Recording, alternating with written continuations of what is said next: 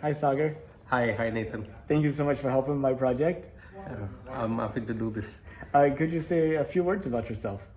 Okay, so I'm Sagar. I just arrived in the US to pursue my master's.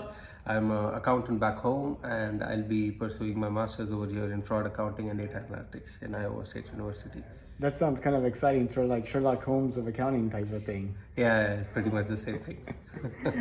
So, will you be working like for like the government? Is that like the key, or like I mean, auditor, or? yeah, we'll be auditors, but if the government will work hand in glove with the government, if not for the government. Right. So if they have some kind of special projects, or if they have to call us in for any kind of financial project stuff, they can call us upon in. Have you always thought that you wanted to do this type of work, or did something happen that made you really interested in it? I mean, I've always been interested in those kind of things wherein you pick up on the clues and stuff, and you kind of piece the trail together to understand what happened, how it happened. Because fraud in today's world, it's all digital, so there are going to be pieces. You just have to put them together. So I was very excited when I got to know that there is such kind of field that exists, and it's kind of a niche field. Not a lot of people go for it, so less competition that way. So yeah, those are the two primary reasons I chose to do this. Well, I wanted to ask you a couple of space-related questions. Sure. I guess first of all, did you know that NASA is planning to send astronauts back to the moon? Oh yes, I do. What do you think about it? It's actually good. It's actually really exciting. It's going to be kind of another landmark moment. I think after 1969, when the first Apollo happened. So Exactly. yeah, so I think it's going to be a landmark moment, and probably we could have another Neil Armstrong. Now we're going to be spending billions of dollars to make this happen. Lots of need for tight accounting controls and making sure that it all goes to the right thing.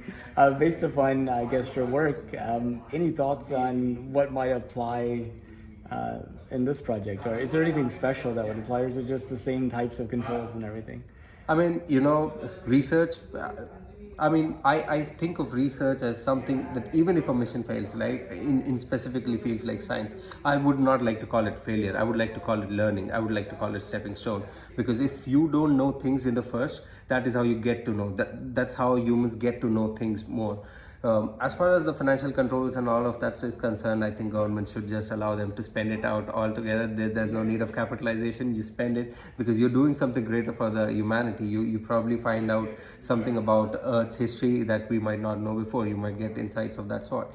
So as far as the accounting controls go, I mean, I would be very easy on you guys. Oh, wow. When you think about the distant future of humanity, like not just like a year out or 10 years out or 50 years out, but let's say 200 years out in the future, what does it look like to you?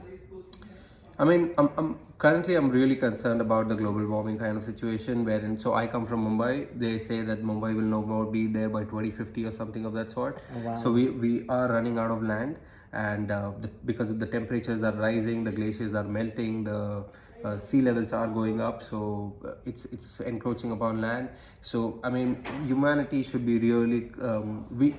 As Stephen Hawking said, that we are potentially we are a lone species, and that is both special as well as terrifying at the same time. So we have only this one planet at this moment, so we need to take care of it rather than having a war based on religion or races and stuff. We should avoid that. We should be taking care of this planet because this is our mother. It's our mother Earth. There's a reason we call it our mother, and when our parents get old, we should take care of them, right?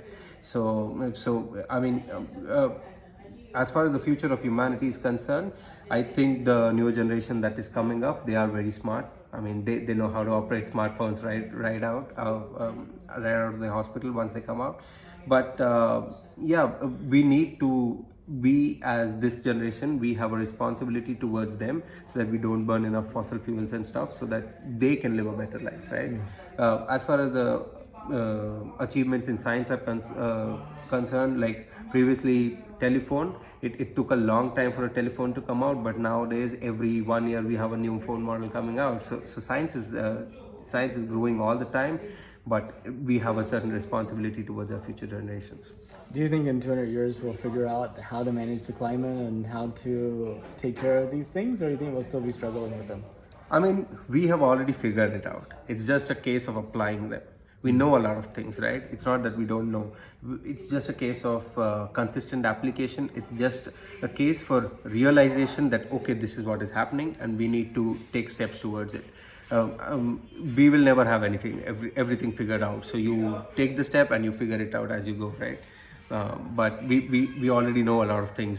If we could just apply those things, we'd be in a great position, I believe. Now, Jeff Bezos, the founder of Amazon, he has a space company called Blue Origin. And whenever he talks about kind of like why he created it and his vision for it, he sees it as being like the first step to sort of developing a highway to space, if you will, that would allow for us to move all those Earth-harming activities into space. Yep. And then be able to keep the Earth just mainly Yeah. for life and people and stuff. I was wondering if, I guess, two questions. First question is, does that vision appeal to you? And then two, do you think it will become feasible at some point? I mean, the concept of, light years, it's always kind of eluded me, if I would say that. So I don't know how we could manage to go at speed of light to kind of build a space highway. But if at all there's a possibility to make that a reality, why not? Because see, other planets, we know they can't have a life. But if we can move these kind of life-harming activities to those kind of planets through a space highway, I mean, why not? I'm really excited if something of that sort can, we have a breakthrough discovery on that sort. But yeah, how do we travel through light years? That's still a mystery to me. Yeah, I don't think that's part of his vision, actually. I think his vision is a lot more closer to the Earth. Like maybe putting... A space station? Putting like big satellites in orbit around the sun to, get the solar energy and do useful things with it, like a data center in the sky, for example. Right. Maybe taking like, mining the asteroids and the moon instead of mining like, critical ecosystems here on Earth. Doing like the heavy industry and manufacturing in space as opposed to doing that type of thing. I get where you're coming from, but then that exposes us to another risk, that is space debris. Right, we're already dealing through a lot of space debris right now, and Earth has a way of cleaning itself up, right? So that debris will come down at some point, so we have to be very careful with those kind of visions. But it's on the other hand, I'm really excited. I am generally a person that is why I'm not into research, right? So I'm generally a person who thinks on the negative side first rather than the positive side, right? Sure. Of what are the downsides of this thing might happen. So always you would have seen that I kind of answered it in that way. But I mean, on the positive side, yes, it will be really exciting because, the other day I was reading about the research and they said that probably the tardigrades that came on Earth that actually harbored life, it actually came from a faraway asteroid. Wow. When the asteroid hit the Earth, that is when it came. So those kind of stuff, when you're mining the asteroid, you are kind of getting to know the composition of the minerals across and how this universe, or probably even the cardinal kind of question that we have: how did the Earth originate? How did this solar system originate? And how can we be the only smartest species existing in this wide universe that keeps expanding? So those kind of answers, they are kind of really exciting to know, and probably Jeff Bezos could help us on that one. Maybe. Yeah. If you could, would you take a trip to space? Oh, for sure, yes. How far would you go? I mean, as far as the moon. If you could get me a seat on that board. To that NASA is planning right now in 24. I think it's 140 days to go. Well, I mean, 140 days for my project. The mission itself got delayed a couple of years. Okay. But I got to choose an endpoint. So. So probably if I'm fit enough by then, probably you could choose me. There we go. But I'd be really excited, having a kind of space flight. Even to the International Space Station, I would be really happy. The moon is still far away. Even to the International Space Station, I'll be really happy to. And some people, pay to go there and stuff. Really expensive at the present. But I think this decade we're going to see a big transformational technologies that make it a lot more affordable, a lot more frequent. And I think that you will actually get a chance to travel to space if you want to. I was wondering how you felt about that. If you thought that was realistic, or Yeah, I think 15 years ago it was not realistic. It's kind of groundbreaking, the kind of work Jeff Bezos has been doing in that space.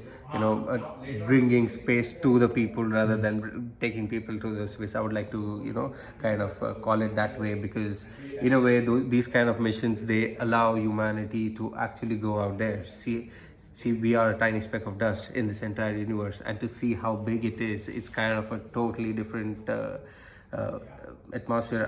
I've grown up seeing movies like Interstellar and stuff, and it's kind of always engaging. So if I would get a chance, I would definitely go for it. And yeah, Jeff Bezos has been doing a great job for that. Well, awesome. Well, thank you so much, Sagar. It's such a pleasure to get to talk to you for my project. No, thank you so much, Nathan. I am really honored that you kind of found me fit enough for this interview. Absolutely.